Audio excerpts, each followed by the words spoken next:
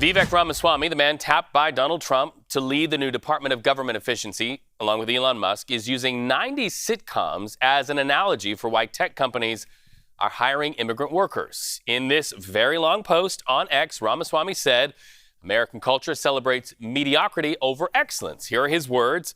A culture that venerates Corey from Boy Meets World, or Zach and Slater over Screech and Saved by the Bell, or Stefan over Steve Urkel in Family Matters will not produce the best engineers. So let's talk live to CBS News political reporter Taurean Small, joining us from West Palm Beach, Florida. Really, you boil this to the bones. This speaks to giving work visas to people coming in to take these jobs into the United States. Taurean, what are you hearing from West Palm Beach about how this speaks to the base of President-elect Donald Trump?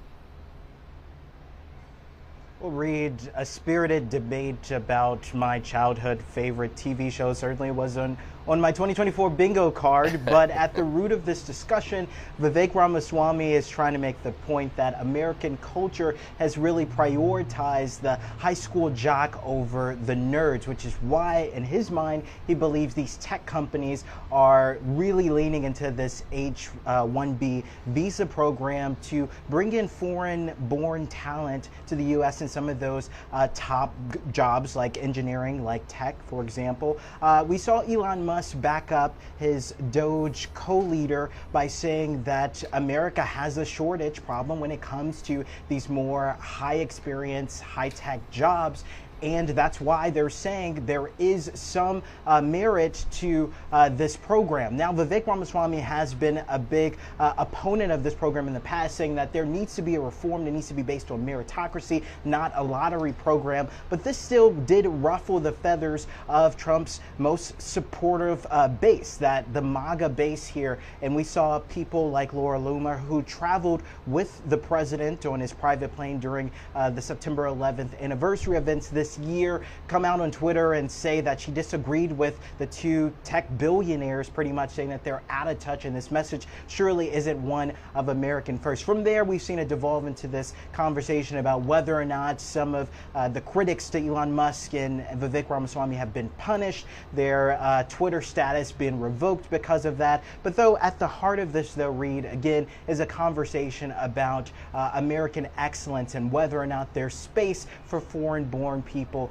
in this conversation. Though, Reed, I have nothing to add to that. I will say, though, when it comes to Saved by the Bell, I love that show. Zach and AC Slater are always good in my book.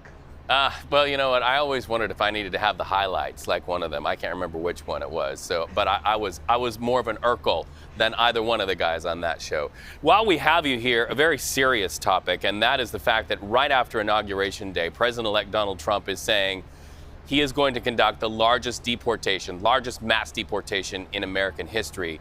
There is some news today to talk about from his border czar, Mr. Holman, about how that will happen, especially as it relates to mixed status families. Walk us through that, if you will.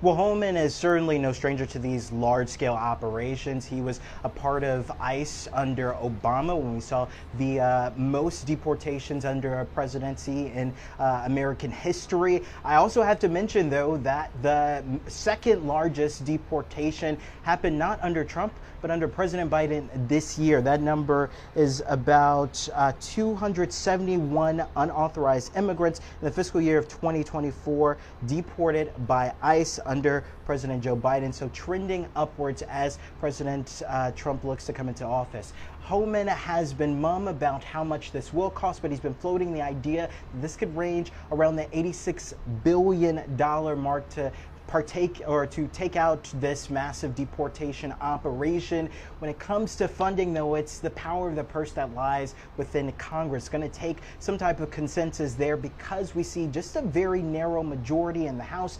And of course, Republicans just don't have the number to overcome Democrats' filibuster in the Senate. So they're going to have to take concessions when it comes to Democrats on how that operation will look.